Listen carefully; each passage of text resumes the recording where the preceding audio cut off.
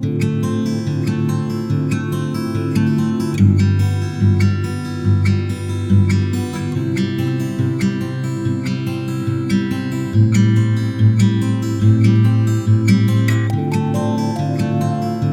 everyone, welcome back to my channel toppers biology.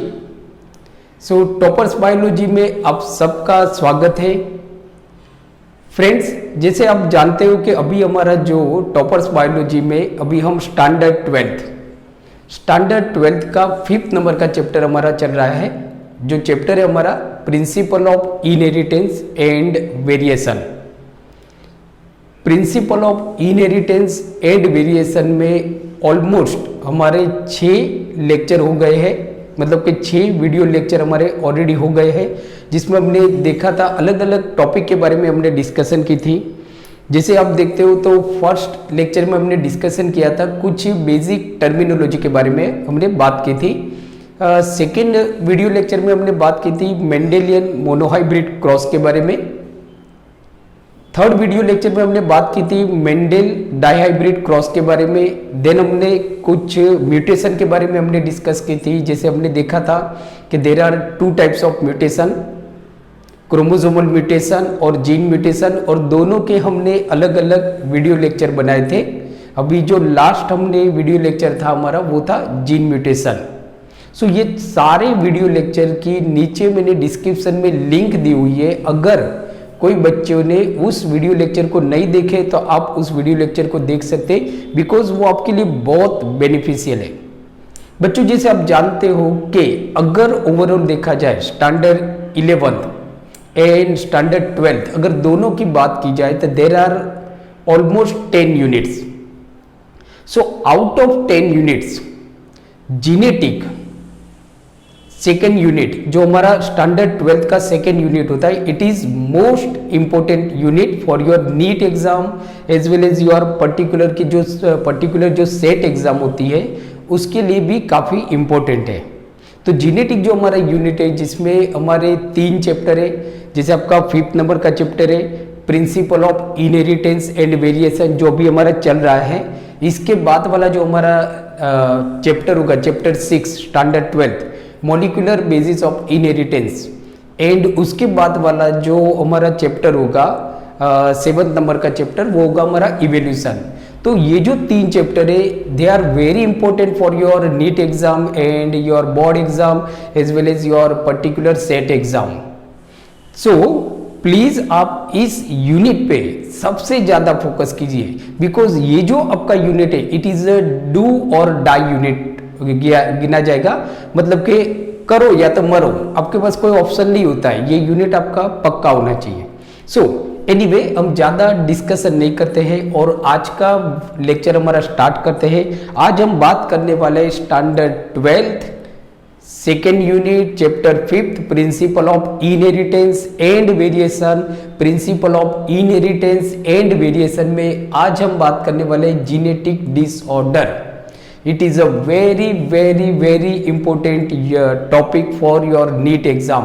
अगर chapter 5th की हम बात करते हैं principal of inheritance and variation, जिसमें हम मेंडेल मोनोहाइब्रिड क्रॉस के बारे में डिस्कस करते हैं, मेंडेल डाइहाइब्रिड क्रॉस के बारे में हमने डिस्कशन किया है, म्यूटेशन के बारे में हमने बात की है, बराबर। पेडिग्री एनालिसिस क्या होता है वो हम देखेंगे, और जीनेटिक डिसऑर्डर। तो अगर ये सारे जो टॉपिक है ये टॉपिक को अगर हम कंबाइन करते हैं और अगर सबसे ज़्यादा वेटेज नीट में अगर कोई टॉपिक का है इस चैप्टर के अंदर तो वो है हमारा genetic disorder. Genetic disorder now, तो सबसे पहले हम देखते हैं कि जीनेटिक डिसऑर्डर होता क्या है। तो समझो कि हमारे जो जीन्स है, हमारे जीन्स के अंदर अल्टरनेशन होता है या तो म्यूटेशन होता है, मींस के अल्टरनेशन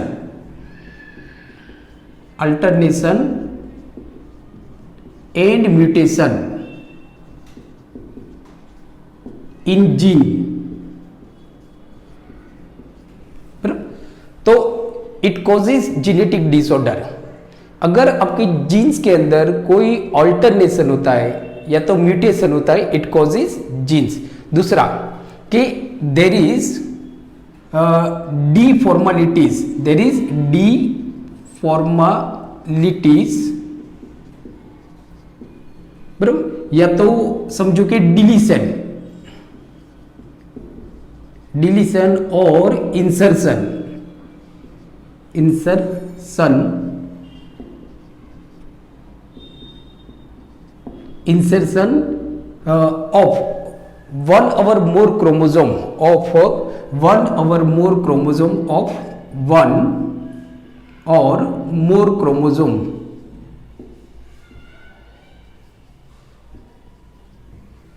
क्रोमोसोम, सो कॉजेज जेनेटिक डिसऑर्डर। सो आपको याद रखना है, बिकॉज जेनेटिक डिसऑर्डर बोर्ड की एग्जाम के लिए भी काफी इंपॉर्टेंट है, नीट की एग्जाम जो है उसके लिए भी काफी इंपॉर्टेंट है, और जो आपकी पर्टिकुलर जो सेट की एग्जाम है उसके लिए भी ये काफी इंपॉर्टेंट होगा। तो जेनेटिक डिसऑर्डर क्या होता है, तो बच्चों आपको याद रखना है, जेनेटिक डिसऑर्डर अगर हमारे जीन्स के अंदर कोई ऑल्टरनेशन होता है या तो म्यूटेशन होता है जीन्स के अंदर, तो इट कॉजेज जेनेटिक डिसऑर्डर। या तो अगर आप देखो कि देर इज एडिशन, मतलब एक्सेसिव, आपके जो क्रोमोसोम है ना वो ज्यादा क्रोमोसोम हो जाते हैं, जैसे कि 2n+1 क्रोमोसोम हो गए या तो 2n+2 क्रोमोसोम हो गए, तो इट कॉजेज जेनेटिक डिसऑर्डर। या तो डिलीशन भी हो सकता है, मतलब आपका 2n+1 कंडीशन भी हो सकती है या तो 2n-1 कंडीशन भी हो सकती है। सो अगर इसको देखा जाए तो 2n+1 मतलब कि access of one or more chromosome, या तो 2n-1 मीन्स के deletion, deletion of one or more chromosome, या तो देर इज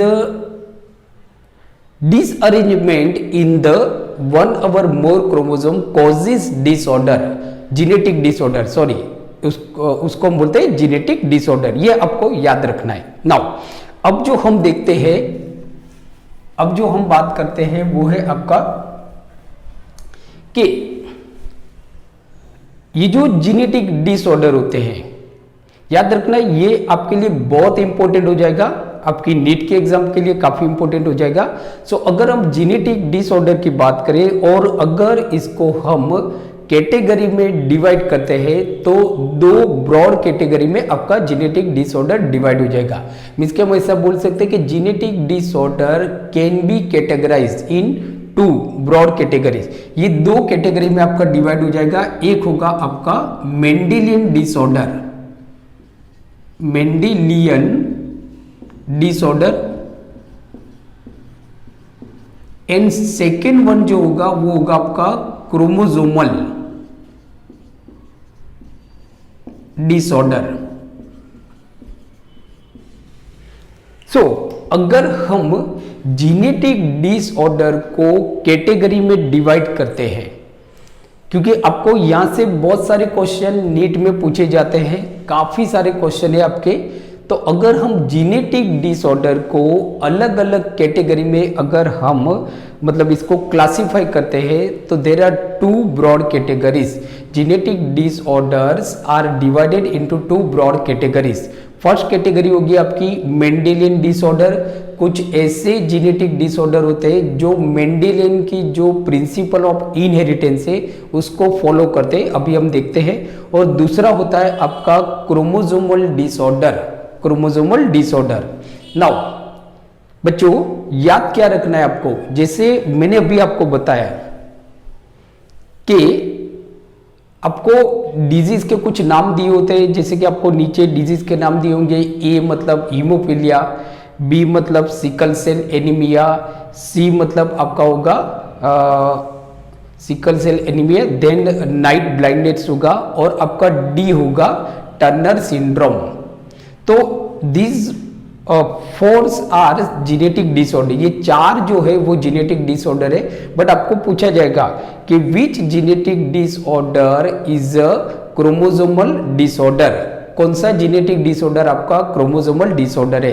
तो ऑब्वियसली जो आपका डी नंबर का जो है बराबर Turner syndrome, so it is chromosomal disorder, it is chromosomal disorder बराबर। नाउ तो सबसे पहले हम देखते हैं, जैसे मैंने अभी आपको क्या बताया कि जो हमारे जीनेटिक डिसऑर्डर होते हैं, जीनेटिक जो डिसऑर्डर होते हैं, दे आर क्लासिफाइड, थोड़ा गीला हो जाता है, so they are classified into two broad categories. First category होगी हमारी मेंडेलियन डिसऑर्डर, सेकेंड कैटेगरी होगी हमारी chromosomal disorder.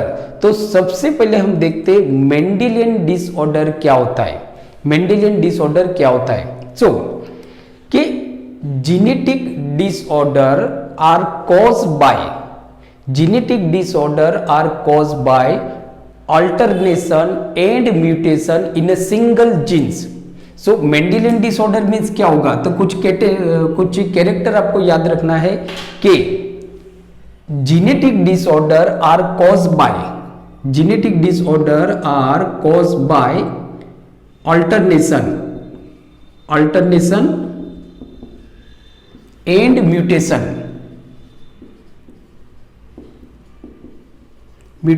in single genes. Single gene is called Mendelian disorder.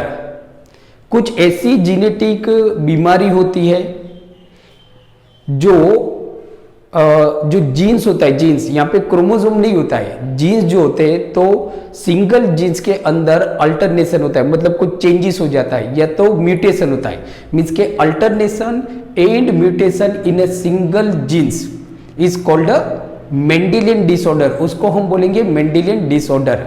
और दूसरा आपको याद रखना है, ये एक एक जो पॉइंट है,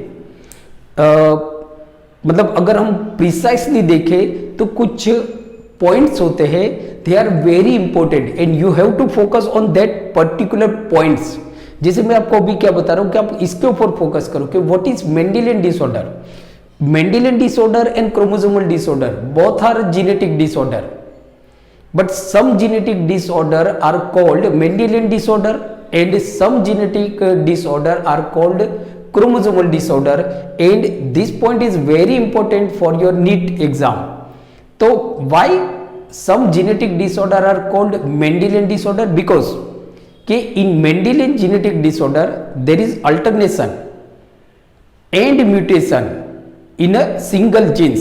एक सिंगल जीन्स के अंदर कुछ अल्टरनेशन हो जाता है या तो म्यूटेशन हो जाता है, म्यूटेशन हो जाता है, उसको हम बोलते हैं एक्चुअली मेंडेलियन डिसऑर्डर। दूसरा कि Mendelian disorder are inherited to offspring. Mendelian जो डिसऑर्डर होता है वो ऑफस्प्रिंग में इनहेरिटेड होता है, inherited to offspring from parents, offspring from parents. ये क्या होता है कि पेरेंट्स से उसके प्रोजेनी में ये जो जीनेटिक डिसऑर्डर होता है ये ट्रांसमिट होता है, ये ट्रांसमिट होता है। दूसरा कि मेंडेलियन डिसऑर्डर मींस के genetic disorder, Mendelian genetic disorder can be trace in family by pedigree analysis. This is very important point, very very important point for your NEET exam के Mendelian disorder can be traced in family by pedigree analysis.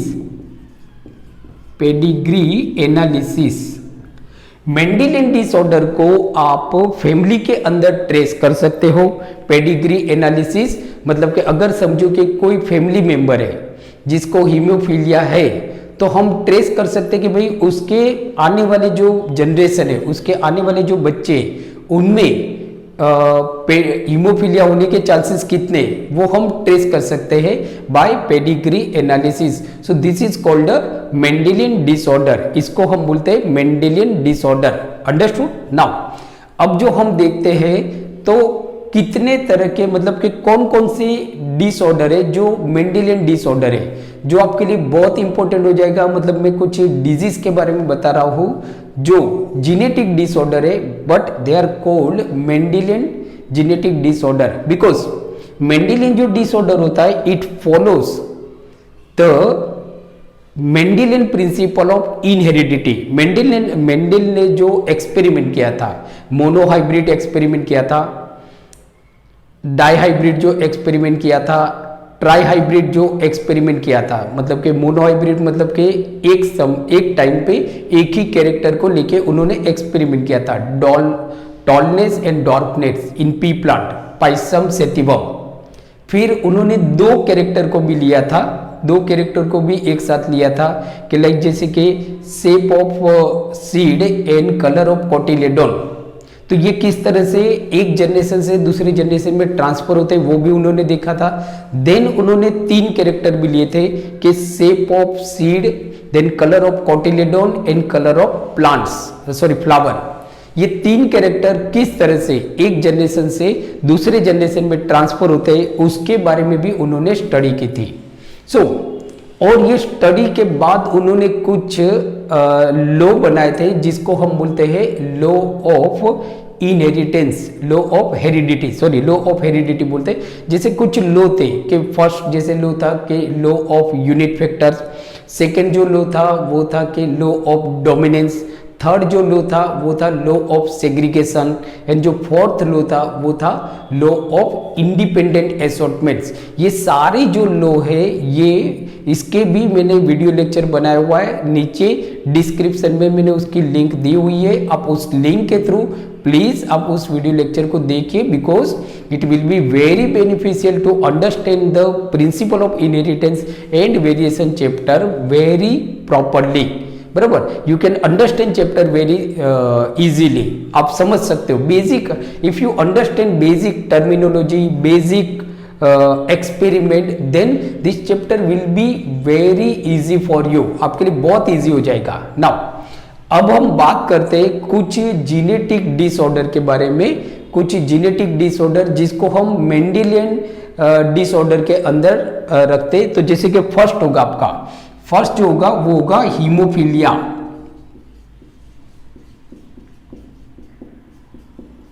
Haemophilia which is also known as a bleeders disease, जिसको हम bleeder disease भी बोलते हैं। तो haemophilia आप देखोगे तो ये भी आपका जीनेटिक डिसऑर्डर है। सेकेंड जो आपका डिजीज होगा वो होगा sickle cell anaemia, sickle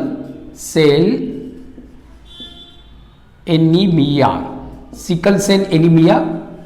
third जो होगा आपका वो होगा आपका red green colour blindness, red green colour blindness. Now third जो होगा आपका फोर्थ होगा आपका कि नाइट ब्लाइंडनेस। फिफ्थ जो होगा आपका वो होगा फिनाइल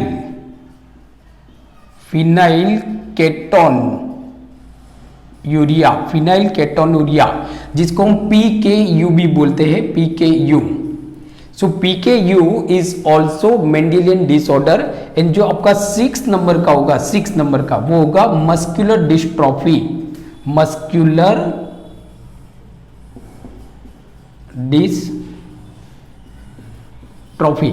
सो बच्चों, these are genetic disorder.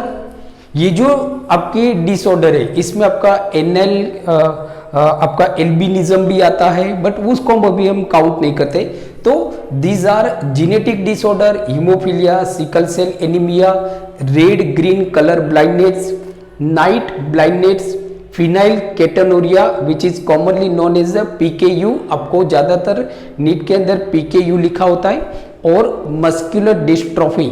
So these are genetic disorder, and these genetic disorder are called Mendelian disorder because they follow the Mendelian principle of heredity। ये Mendelian principle of heredity को follow करते हैं, बराबर।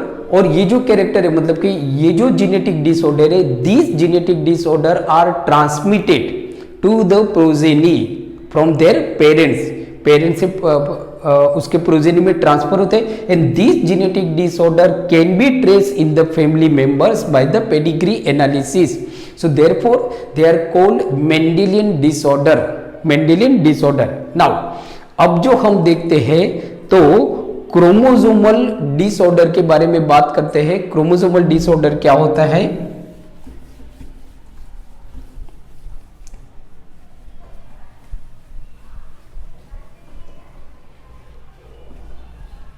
तो अभी जो हम देखते हैं क्रोमोसोमल डिसऑर्डर,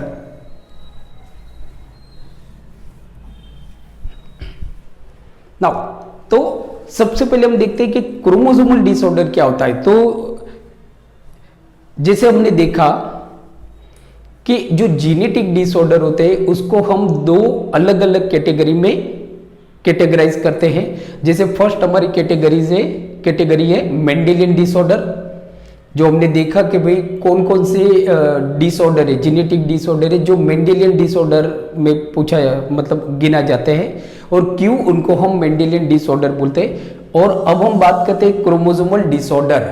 सो कुछ ऐसी जीनेटिक डिजीज होते हैं जिसको हम क्रोमोसोमल डिसऑर्डर बोलते हैं, बिकॉज कि they are not follow the Mendelian principle of heredity. ये मेंडेलियन प्रिंसिपल ऑफ हेरिडिटी को फॉलो नहीं करते, therefore they are called a chromosomal disorder. Now first question हमारे दिमाग में ये आता है कि what is chromosomal disorder, although it is a genetic disorder.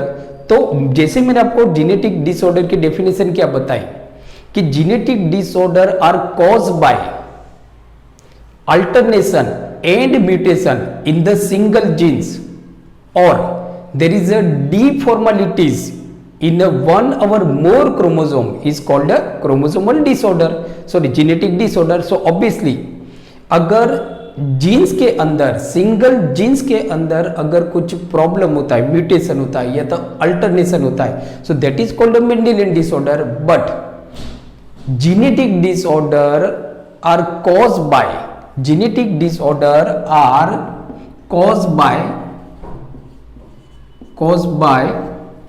addition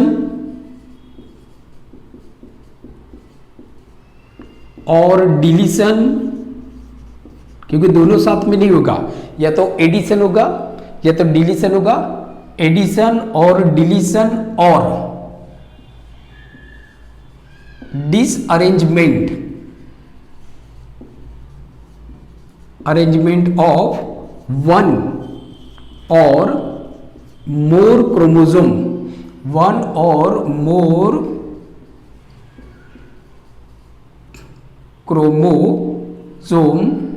chromosome are called chromosomal disorder.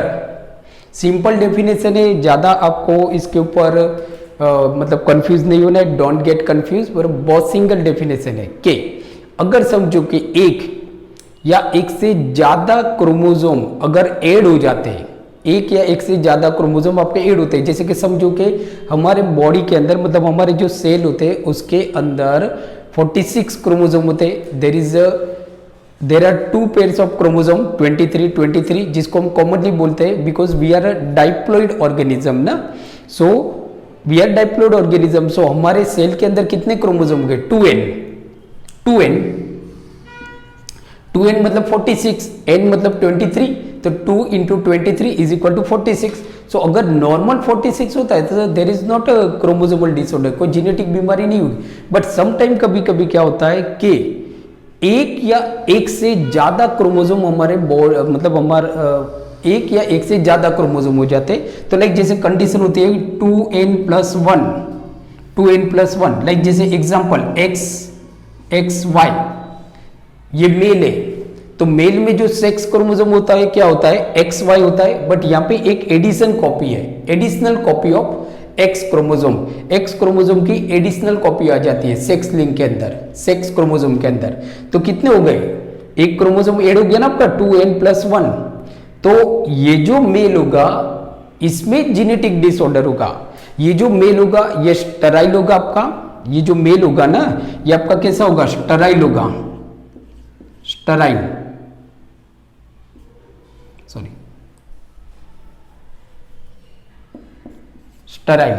Mail कैसा होगा आपका? स्टेराइल होगा, और इसके अंदर कुछ फेमिनाइन कैरेक्टर्स होंगे, so that is addition of one chromosome. या तो there is a deletion of chromosome 2n-1, 2n-1। कभी कभी ये भी कंडीशन होती है आपकी कि फीमेल होगी बट एक क्रोमोसोम आपका नहीं होगा। सो 2n-1 मतलब कि there are only 45 chromosome, 45। So this is called a chromosomal disorder, इसको हम बोलते हैं क्रोमोसोमल डिसऑर्डर। अब जैसे मैंने आपको बताया कि कुछ आपको ज्यादा क्वेश्चन क्या पूछे जाते हैं कि which genetic disorder from the following, नीचे कुछ आपको जेनेटिक डिसऑर्डर दिए होंगे तो आपको क्वेश्चन पूछा जाएगा भाई नीचे में से कौन से genetic disorder called Mendelian disorder और क्रोमोसोमल डिसऑर्डर। या तो क्वेश्चन पूछा जाएगा भाई कौन से नीचे जेनेटिक डिसऑर्डर के नाम दिए होंगे और आपको क्वेश्चन पूछा जाएगा कौन सा जेनेटिक डिसऑर्डर मेंडेलियन डिसऑर्डर है या कौन सा जेनेटिक डिसऑर्डर आपका क्रोमोसोमल डिसऑर्डर है। तो कौन कौन से क्रोमोसोम, जैसे मेंडेलियन डिसऑर्डर के बारे में तो हमने देख लिया कि हीमोफीलिया है आपका, देन फिनाइल केटोनुरिया है, सिकल सेल एनीमिया हो गया, रेड ग्रीन कलर ब्लाइंडनेस हो गया, नाइट ब्लाइंडनेस हो गया, अल्बिनिज्म हो गया आपका, देन आप बोल सकते हो मस्कुलर डिस्ट्रोफी हो गई, एक अल्केप्टोनुरिया हो गया। So these are Mendelian disorder, these are genetic disorder but these are Mendelian disorder. उसी तरह से आपको यहाँ पे क्रोमोसोमल डिसऑर्डर के भी आपको एग्जाम्पल पूछे जाते हैं, कौन कौन से है या तो कौन सा डिसऑर्डर है जो क्रोमोसोमल डिसऑर्डर है। तो आपका जैसे फर्स्ट आता है आपका एन्यूप्लॉइडी, एन्यूप्लॉइडी। सो एन्यूप्लॉइडी आप देखोगे ना, it is also chromosomal disorder, it is genetic disorder but it consider as a chromosomal disorder. Aneuploidy हो गया, देन सेकेंड हो गया आपका पॉलीप्लॉइडी, पॉलीप्लॉइडी। नाउ थर्ड हो गया आपका एन्यूप्लॉइडी हो गया आपका फर्स्ट, सेकेंड हो गया आपका पॉलीप्लॉइडी, थर्ड हो गया आपका Klinefelter syndrome, Klinefelter syndrome.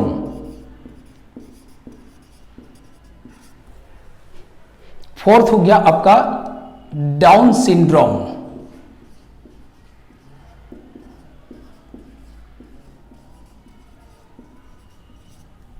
And fifth हो गया आपका Turner syndrome, Turner's syndrome. So बच्चों these are genetic disorder which is called chromosomal disorder.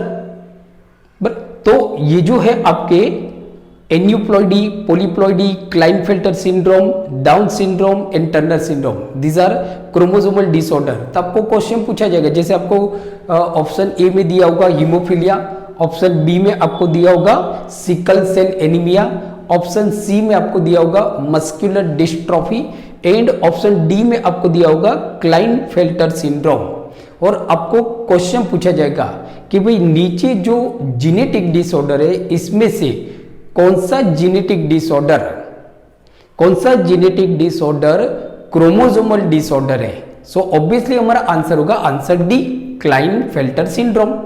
या तो आपको क्वेश्चन ऐसा पूछा जाएगा जैसे कि आपको ऑप्शन दिए होंगे, option A aneuploidy, option B polyploidy, option C Klinefelter syndrome and option D sickle cell anaemia. और आपको क्वेश्चन पूछा जाएगा कि भाई ये नीचे जेनेटिक डिसऑर्डर दिए हुए हैं तो which genetic disorder is known as a Mendelian disorder. So obviously हमारा ऑप्शन आएगा ऑप्शन डी हीमोफीलिया, बिकॉज ये जो है aneuploidy, polyploidy, Klinefelter syndrome, these are chromosomal disorder, genetic disorder है but they are called chromosomal disorder, they are called chromosomal disorder. So बच्चों यहाँ पे हमने देखा, यहाँ पे हमने अलग अलग जेनेटिक डिसऑर्डर हमने देखा, जेनेटिक डिसऑर्डर क्या होता है वो हमने देखा। तो जैसे हमने देखा कि जो जेनेटिक डिसऑर्डर होते हैं वो आपके दो तरह के हो जाएंगे, मेंडेलियन डिसऑर्डर हो जाएंगे एंड देन क्रोमोसोमल डिसऑर्डर हो जाएंगे। एक बार वापस मैं रिपीट कर देता हूं कि जो हमारा जेनेटिक डिसऑर्डर होता है तो first what is genetic disorder. So disorder caused by disorder are caused by alternation and mutation in a single genes, or there is abnormality in a one or more chromosome is called genetic disorder. And genetic disorder को हम दो अलग अलग group में classify करते हैं। एक है आपका मेंडेलियन डिसऑर्डर, मतलब ऐसे डिसऑर्डर कि जिसमें सिंगल एक ही जीन्स के अंदर कुछ गड़बड़ हो जाती है, उसको हम बोलते हैं मेंडेलियन डिसऑर्डर। एंड ये जो डिसऑर्डर होते हैं they follow the Mendelian principle of inheritance. And कौन कौन से which are the genetic disorder are called Mendelian disorder. तो जैसे आपका हो गया फर्स्ट हीमोफीलिया। मैं वापस रिपीट कर रहा हूं, प्लीज लिसन वेरी केयरफुली, क्योंकि यहां से एक क्वेश्चन 101% आपका एक क्वेश्चन नीट के अंदर या तो आपकी जो पर्टिकुलर सेट की एग्जाम है या तो आपकी बोर्ड के एग्जाम में पूछा जाएगा।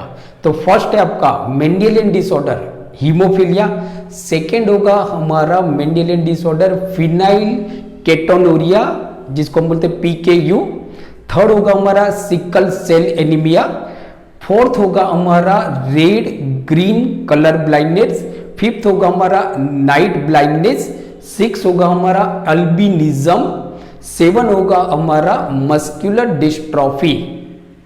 एंड क्रोमोसोमल डिसऑर्डर कौन से होंगे? तो क्रोमोसोमल डिसऑर्डर मतलब क्या होता है कि देयर इज एडिशन और डिलीशन और disarrangement of one or more chromosome. सो ये जो डिजीज होते हैं इनको हम बोलते हैं क्रोमोसोमल डिसऑर्डर। कौन कौन से है क्रोमोसोमल डिसऑर्डर? तो एन्यूप्लॉइडी, देन पॉलीप्लॉइडी होगा आपका, डाउन सिंड्रोम होगा, क्लाइनफेल्टर सिंड्रोम होगा, एंड देन आपका होगा टर्नर सिंड्रोम। अब बच्चों एक एक करके हम हर एक डिसऑर्डर के बारे में स्टडी करते हैं, बट डरना नहीं है क्योंकि हम एक साथ अभी सारे जेनेटिक डिसऑर्डर को हम नहीं पढ़ रहे, अलग अलग वीडियो बनेगा। शायद वीडियो आपका लंबा हो सकता है, काफी लंबी सीरीज हो सकती है, क्योंकि 11 है तो शायद हमारा 11 हो सकता है कि पार्ट 1, पार्ट 2, पार्ट 1 में हम पढ़ेंगे लाइक जैसे हीमोफीलिया, पार्ट 2 में हम पढ़ेंगे सिकल सेल एनीमिया, पार्ट 3 में हम पढ़ेंगे PKU फिनाइल केटोनूरिया। नाउ तो हम सबसे पहले अभी जो हम आज पढ़ रहे हैं वो है हीमोफीलिया।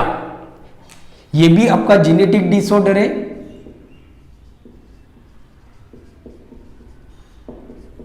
हीमोफीलिया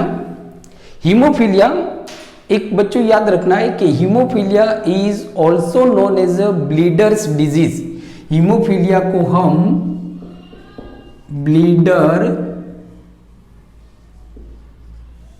डिजीज भी बोलते हैं। So haemophilia is also known as a bleeder disease. This is very important question for your NEET exam. Now सबसे पहले हीमोफीलिया को किसने आइडेंटिफाई किया था, या तो किसने सबसे पहले हीमोफीलिया को रिपोर्ट किया था? तो haemophilia was reported by John Otto in 1803। बराबर 1803 में सबसे पहले किसने इसको रिपोर्ट किया था? तो जॉन ओटो 1803।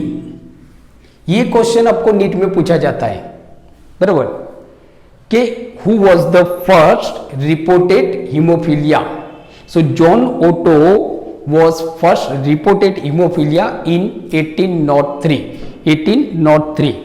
Now अब सबसे पहले हम देखते हैं कि व्हाट इज हीमोफीलिया। हीमोफीलिया क्या होता है? सिम्टम्स की अगर हम बात करें तो हीमोफीलिया क्या होता है, तो इसके सिम्टम्स की बात करते हैं।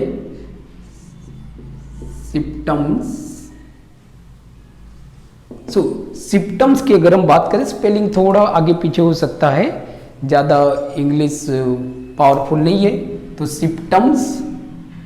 सिम्टम्स की अगर हम बात करें तो क्या होता है? तो याद रखना है कि haemophilia is a defect of blood which prevent it's clotting. What is haemophilia? तो ये ब्लड की बीमारी है, खून की बीमारी है, so haemophilia is a defect of blood. इसमें होता क्या है कि ब्लड जो हमारा क्लॉट हो जाता है। जैसे एग्जांपल आप देखो कि समझो कि अगर मुझे यहाँ पे कट हो गया तो जो ब्लड वेसल्स है वो रेप्चर हो जाती है और उसकी वजह से ब्लड वेसल्स में जो ब्लड हमारा फ्लो करते रहता है तो वो ब्लड हमारा बाहर निकल जाता है। तो अगर ये ब्लड हमारा क्लॉट नहीं होगा तो होगा क्या, तो ये जो ब्लड है ना ये बाहर निकलते जाएगा और हमारे बॉडी में जो ब्लड है वो सारा ब्लड बाहर निकल जाएगा। बट ऐसा नहीं होता है। जनरली आपने देखा होगा कभी न कभी किसी न किसी को कहीं ना कहीं चोट लगी होगी। तो आप देखते हो ना कि जैसे कि अगर समझो कि हम शार्पनर कर रहे हैं नाइफ से और भूल से हमारी उंगली कट गई तो यहाँ से ब्लड निकलेगा, तुरंत हम डर जाते हैं। थोड़ी देर बाद देखोगे वो ब्लड हमारा जम जाता है जिसको हम बोलते हैं क्लॉटिंग, बराबर। तो ये जनरल मतलब ये क्लॉटिंग कैसे होता है, तो हमारे बॉडी के अंदर एक प्रोटीन बनता है, बराबर। This protein is responsible for clotting. ये जो प्रोटीन होता है ये हमारे ब्लड को क्लॉट करने के लिए रिस्पॉन्सिबल होता है। अब हीमोफीलिया में क्या होता है, haemophilia is a defect of blood which prevents it's clotting. मतलब ये हीमोफीलिया होता है ना, ये खून की बीमारी है जिसको होती है ना, उसमें जो ब्लड होता है ना वो क्लॉट नहीं होता है। मतलब अगर उसको छोटी सी चोट लग जाती है ना तो उसका ब्लड बंद नहीं होगा। ब्लड जो खून है ना वो खून बाहर निकलते जाएगा, बंद नहीं होगा, क्योंकि he or she is suffering from haemophilia.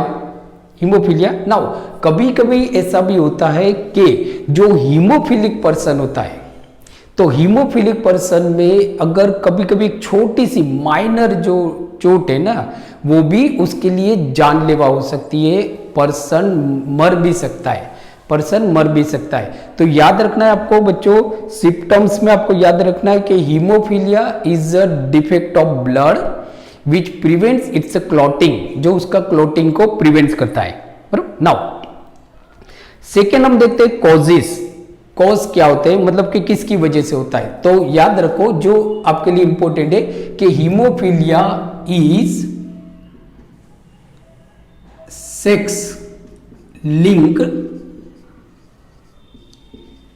Recessive trait.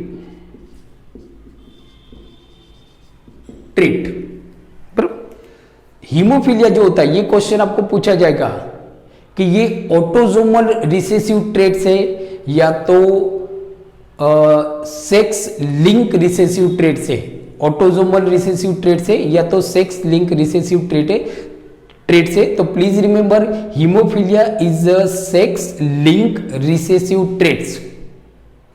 Sex link recessive traits का मतलब क्या होता है, देखो क्या है सेक्स लिंक, मतलब इसके जो जीन्स होंगे, हीमोफीलिया का जो जीन्स होगा it is located on the X sex chromosome. Please remember कि इसका जो जीन्स होगा, जीन्स इज लोकेटेड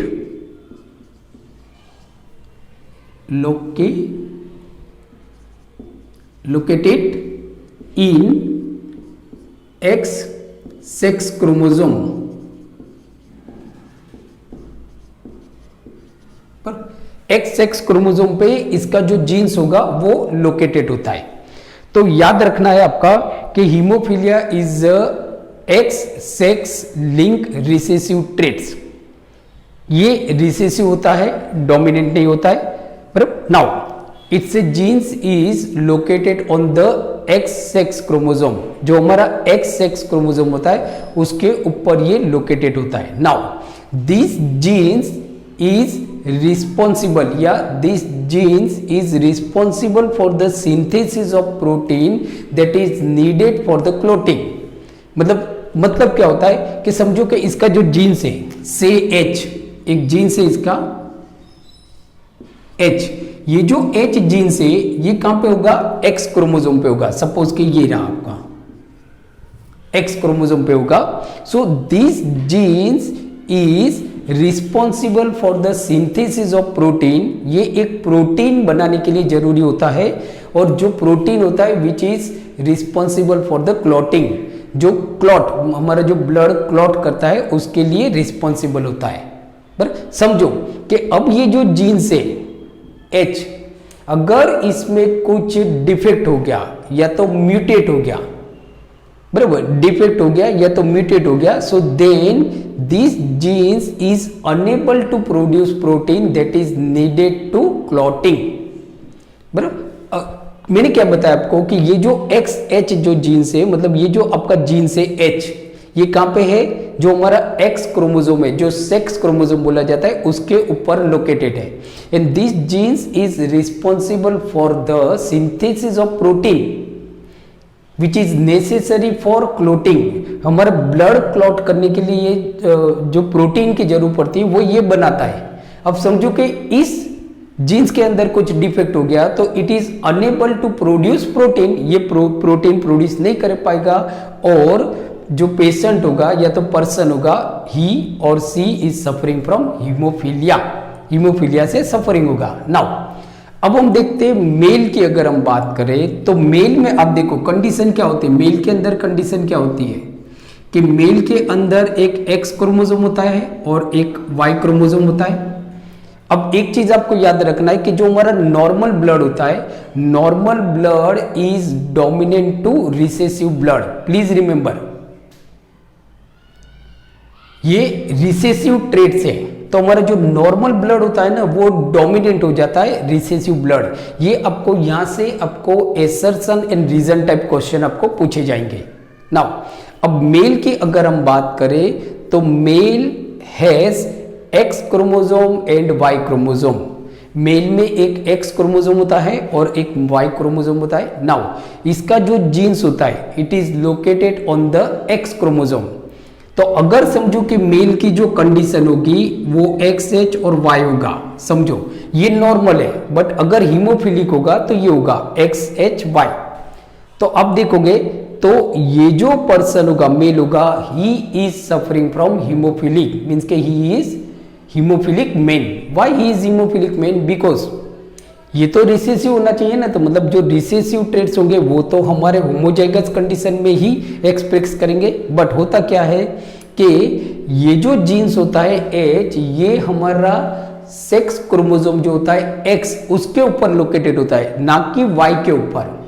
सो अगर समझो कि मेल के अंदर तो एक एक्स क्रोमोसोम होता है, एक वाई क्रोमोसोम होता है। अब उसका जो एक्स क्रोमोसोम है अगर उसके ऊपर इसका जीन्स है तो ही is suffering from haemophilia, because इसका जो होमोलॉगी होगा, सो इट्स अ होमोलॉगी, मतलब ये जो एच जीन्स है उसका होमोलॉगी होना चाहिए ना, तो इसका जो होमोलॉगी होगा it is not located in the Y chromosome, we check the expression of it, मतलब कि इसका होमोलॉगी वाई क्रोमोसोम पे नहीं होगा, तो इसकी वजह से क्या होगा कि ये अपने आप को डोमिनेट कर देगा और अपने कैरेक्टर एक्सप्रेस करेगा, क्योंकि उसको कोई रोकने वाला नहीं है ना, कोई रोकने वाला नहीं है।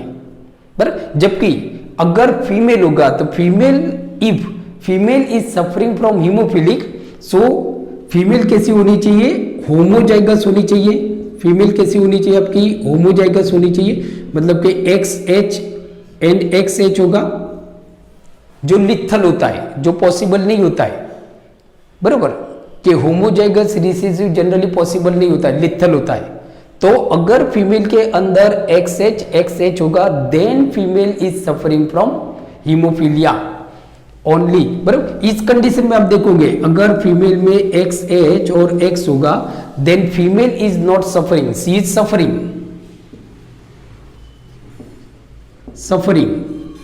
मतलब के she is haemophilic but she is not haemophilic, she is carrier, ये कैरी कर रही है, जीन्स कैरी कर रही है, बट इसमें बीमारी नहीं है, कैरियर, सी इज कैरियर, मतलब she is not affected, she is just carrier, मतलब कि she carry haemophilic genes from one generation to its a progeny.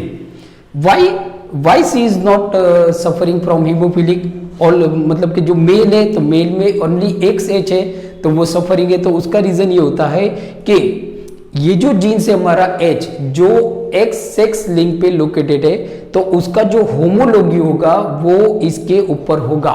So it's a homology is located on the another X sex chromosome which checks its expression, मतलब ये अगर अपने character बताएगा तो इसका homology इसके ऊपर है, जो उसके कैरेक्टर को सप्रेस कर देगा। भाई बंद हो जा, तो अभी तेरा काम नहीं है, बराबर।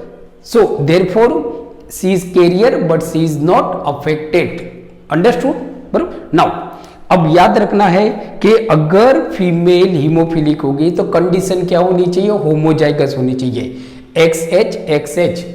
सो heterozygous female is a carrier but not affected. ये क्वेश्चन आपको पूछा जाएगा कि हेटेरोजाइगस फीमेल इज अफेक्टेड और नॉट। सो हेटेरोजाइगस फीमेल, बराबर, is not affected, homozygous female is affected.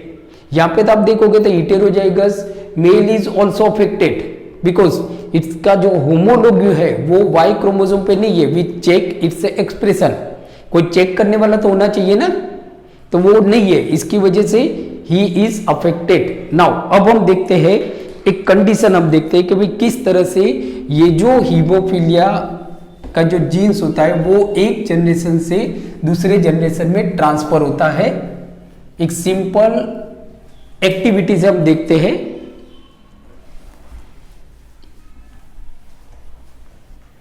तो यहां पे हम एक कंडीशन लेते हैं कि normal female and affected male, एक कंडीशन लेते हैं जो आपके लिए बहुत इंपॉर्टेंट है, बराबर। तो नॉर्मल फीमेल लेते हैं एंड अफेक्टेड मेल, मतलब कि haemophilic male, haemophilic male. Now parents अगर हम लेते हैं तो फर्स्ट यहां पे हम करते हैं पेरेंट्स। देखो बच्चों, it is very important to understand. अगर ये टेबल आपको मालूम पड़ गया, ये जो एक्सपेरिमेंट अगर आपको मालूम पड़ गया, देन आपके लिए हीमोफीलिया बहुत इजी हो जाता है। तो हम यहाँ पे क्रॉसिंग कर रहे हैं, क्रॉसिंग किसके रहे, पेरेंट्स को हम कर रहे हैं। तो normal female and affected male या तो हीमोफिलिक मेल। तो फेनोटाइप क्या है हमारा, फेनोटाइप। अब देखो फेनोटाइप क्या है, नॉर्मल फीमेल एंड हीमोफिलिक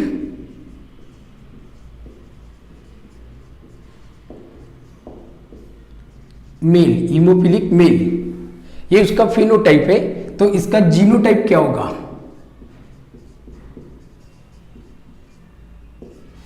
तो जीनोटाइप ऑब्वियसली नॉर्मल फीमेल है, मतलब कि सी इज नॉट कैरियर और सी इज नॉट अफेक्टेड। वो ना तो कैरियर है ना तो अफेक्टेड है, मतलब वो नॉर्मल होगी ना, तो XX ही होगी। तो अब देखो XX, बट हीमोफिलिक मेल मतलब कि ही इज अफेक्टेड या ही इज सफरिंग फ्रॉम हीमोफीलिया, तो ऑब्वियसली मतलब कि इसके X क्रोमोसोम पे इसका जीन्स होना चाहिए XHY। अब इनके हम गैमेट्स बनाते हैं, गैमेट। तो आपका होगा गैमेट्स, तो इसका गैमेट्स आपका बनेगा X और X, और इसका गैमेट्स होगा आपका XH और Y, बराबर। नाउ अब हम करते हैं XH, मतलब ये आपके गैमेट्स हो गए। नाउ अब हम F1 जनरेशन करते हैं। F1 जनरेशन मतलब कि फर्स्ट फिलाइल जनरेशन, F1 जनरेशन। सो F1 जनरेशन में आप देखो, अगर ये X इसको फ्यूज करता है तो हमारी कंडीशन क्या होगी, XHX जीनोटाइप।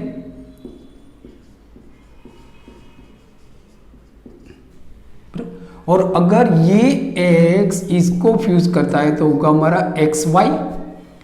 अगर ये X इसको फ्यूज करता है तो होगा हमारा XHX। और अगर ये X इस Y को फ्यूज करता है तो होगा हमारा XY। तो अब देखो, जो फर्स्ट जनरेशन है उसमें कोई भी अफेक्टेड नहीं है। प्लीज रिमेंबर, अब देखो कि 2 डॉटर है और 2 सन है, दोनों सन आपके नॉर्मल है और दोनों डॉटर आपकी नॉर्मल है, बट कैरियर है। कोई भी एक भी लड़का या एक भी लड़की फर्स्ट जनरेशन में अफेक्टेड नहीं है। फेनोटाइप अगर हम इसके देखते हैं, फेनोटाइप तो फेनोटाइप क्या होगा, carrier daughter she is also carrier daughter, बराबर, एंड नॉर्मल सन, ये दोनों आपके नॉर्मल सन होंगे, नॉर्मल सन, मतलब normal carrier daughter and normal son हो गए F1 जनरेशन में।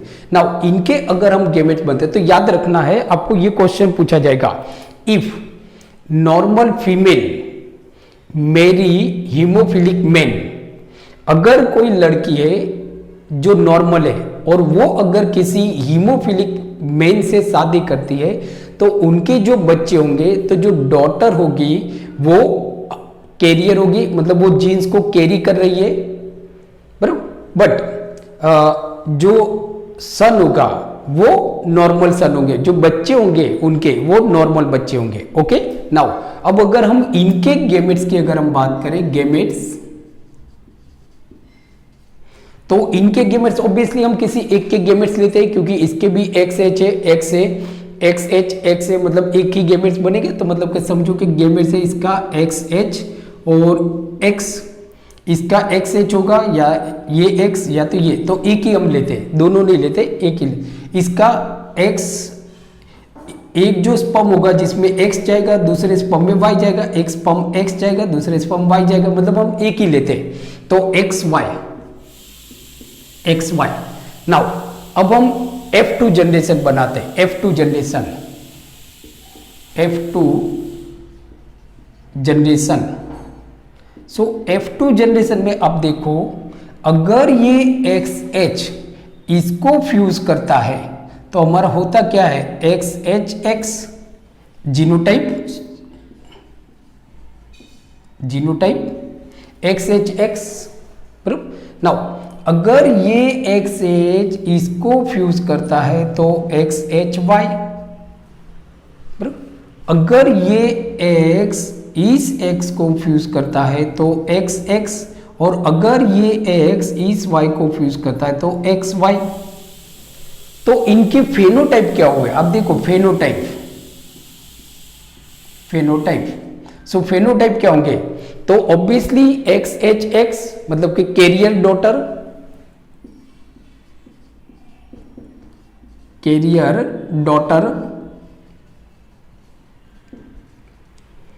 Normal daughter. अब देखो इसके अंदर एक भी जीन्स नहीं है, मतलब कि नॉर्मल डॉटर,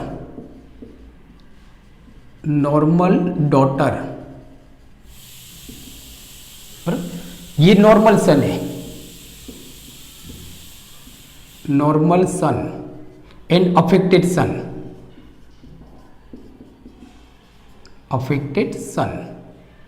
बराबर। सो नाउ F2 जनरेशन में अब देखो, F2 जनरेशन में क्या हुआ कि 4 जो लड़के हैं जिसमें से 2 लड़कियां हैं और 2 लड़के हैं, तो एक जो डॉटर है she is carrier and 1 daughter is affected, 1 son is a normal and 1 son is a affected, मतलब कि 1:1:1:1 का रेशियो आ गया हमारा। फेनोटाइपिक रेशियो आप देखोगे तो 1:1:1:1, बराबर। वेरेज जीनोटाइपिक रेशियो भी आप देखोगे तो 1:1:1, क्योंकि ये XHX आ रहा है, ये XX आ रहा है, ये XY आ रहा है, ये XHY आ रहा है। सो अब देखोगे तो ये क्वेश्चन आपको नीट की एग्जाम में पूछा जाता है। अब आप देखो अफेक्टेड कौन था, नॉर्मल फीमेल थी और हीमोफिलिक मेल था। अब देखो हीमोफिलिक मेल ने अपने जो जीन्स है वो उसकी डॉटर को ट्रांसफर किए, मतलब अब देखो ऐसे जा रहा है ना, डॉटर को ट्रांसफर किया। नाउ डॉटर जो है कैरियर डॉटर है, उसने अपने जीन्स अपने एक लड़के को ट्रांसफर किया, क्योंकि यहाँ पे तो सन तो नॉर्मल है ना, मतलब ये जो कैरियर डॉटर है वो अगर किसी नॉर्मल आदमी से शादी करती है तो वो अपने बच्चे को अफेक्टेड करती है, बराबर। सो नाउ यहाँ पे आप देखोगे तो फादर जो है ना उसने डॉटर को किया, डॉटर ने अपने सन को किया, तो ये जिग जैक हो रहा है, जिग जैक या तो क्रिस क्रॉस। तो this is called criss cross inheritance, criss cross inheritance, सबको ये भी क्वेश्चन पूछा जाता है कि haemophilia is known as criss cross inheritance. Board में भी आपको क्वेश्चन पूछा जाता है कि व्हाई क्रिस मतलब कि हीमोफीलिया या तो जो सेक्स लिंक रिसेसिव ट्रेट्स होते हैं they follow criss cross inheritance, criss cross inheritance. तो हम उसका आंसर इसे लिख सकते हैं कि अफेक्टेड पेरेंट्स मतलब affected fathers transfer its genes to his daughter, उसकी डॉटर को ट्रांसफर करती है, her daughter transfer her genes to her son, उसके सन को ट्रांसफर करती है। तो इसको हम बोलते हैं क्रिस क्रॉस इनहेरिटेंस, मतलब कि zigzag type inheritance, zigzag type inheritance.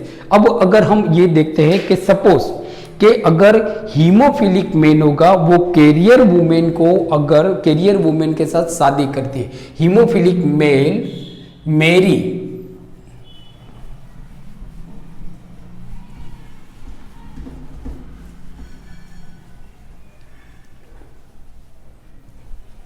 अब हम जो देखते हैं वो देखते हैं कि अगर हीमोफिलिक मेल होगा वो कैरियर जो फीमेल होगा उससे शादी करती है तो F1 जनरेशन F2 जनरेशन क्या होता है। सो नाउ क्या करें हम, हीमोफिलिक मेल बराबर, haemophilic male and carrier women. So carrier women, carrier women, so genotype क्या होगा, कैरियर वुमेन होगा तो XHX ऑब्वियसली होगा। इनके गैमेट्स हम बनाते हैं तो गैमेट्स क्या, गैमेट्स होगा XH और X होगा, इसका गैमेट्स होगा आपका XH एंड Y, ये इसके गैमेट्स बने। नाउ F1 जनरेशन F1 बराबर। सो जीनोटाइप पहले हम देखते हैं इनका जीनोटाइप,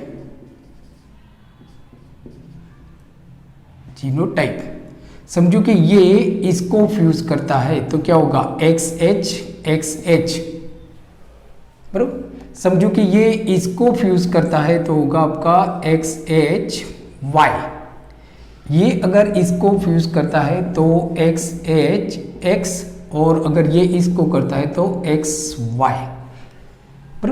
तो फॉर F1 जनरेशन हम देखते हैं फेनोटाइप, फेनोटाइप अगर हम देखते हैं इनका फेनोटाइप, तो फेनोटाइप क्या होता है, तो आप देखो कि if carrier women marriage haemophilic male, या तो समझो कि carrier women and he and her haemophilic husband, उसका हीमोफिलिक हस्बैंड, तो F1 जनरेशन क्या होगा, तो F1 जनरेशन में देखेंगे तो एक जो डॉटर होगी affected daughter,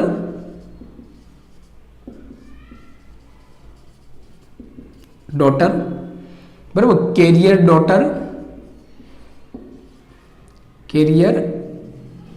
daughter, normal son and affected son, affected son. तो आप देखो जो F1 जनरेशन होंगे उसमें 4 जो बच्चे होंगे उनमें से एक डॉटर अफेक्टेड होगी, एक डॉटर कैरियर होगी, एक सन नॉर्मल होगा और एक सन आपका अफेक्टेड होगा, एक सन आपका अफेक्टेड होगा। समझो अगर ये लोग मतलब के शादी करते तो मतलब इनके भी आप बना सकते हो कि भाई इसके XHX होगा, XHX होगा, ये दोनों करते हैं अगर सॉरी मतलब कि इसको इसके साथ और इसको इसके साथ करते हैं तो आपको यहां से आपको ये क्वेश्चन पूछा जाएगा। तो ये हमने देखा कि if carrier women marriage haemophilic man तो then in F1 generation one daughter is carrier, one daughter is affected, one son is normal, one son is affected. So you can take a screenshot. So okay, so आप लोगों ने screenshot ले लिया होगा। So friends आज हमने देखा genetic disorder में मेंडेलियन डिसऑर्डर कौन कौन से होते हैं और क्रोमोसोमल डिसऑर्डर कौन कौन से होते हैं वो हमने देखा। और उसमें आज हमने हीमोफीलिया के बारे में बात की। व्हाट इज हीमोफीलिया, हीमोफीलिया किस तरह से होता है, हीमोफीलिया किस तरह से ट्रांसफर होता है, मतलब इनहेरिटेड्स होता है। नेक्स्ट लेक्चर में हम बात करेंगे sickle cell anaemia, which is very important for your NEET exam, particular set exam और आपकी बोर्ड के एग्जाम के लिए काफी इंपॉर्टेंट है। So thank you very much for watching my today video lecture. Keep watching, keep studying and अपना ख्याल रखें। Take care, thank you.